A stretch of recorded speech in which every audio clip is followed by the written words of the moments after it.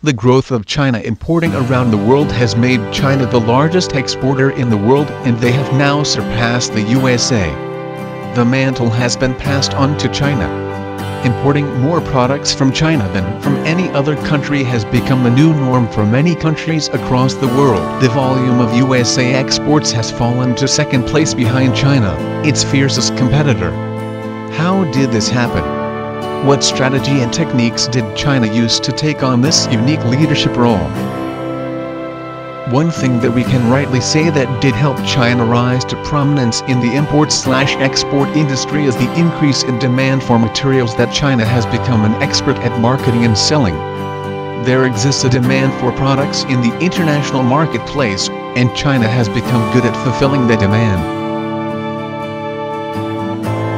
The second reason why China importing has surged is because goods developed by domestic wholesalers in China are extremely inexpensive to manufacture.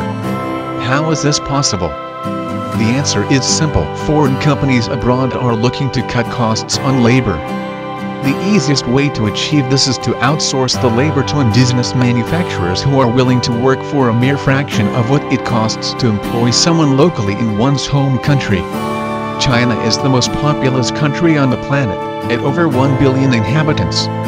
Of those 1 billion people, over 800 million people comprise the workforce. The size of China's workforce is 4 times that of the United States.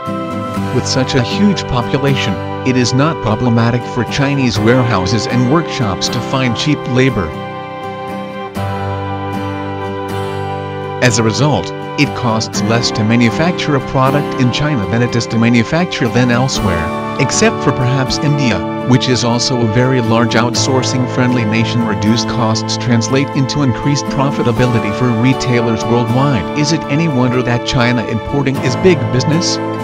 Despite the current conditions of the global economy that we are faced with today, the number of new contracts being signed daily between foreign merchants and Chinese wholesale distributors is on the rise. The number of orders being placed because of the growth of China importing is constantly rising, and thus, Chinese manufacturers are having to respond in kind by increasing their output.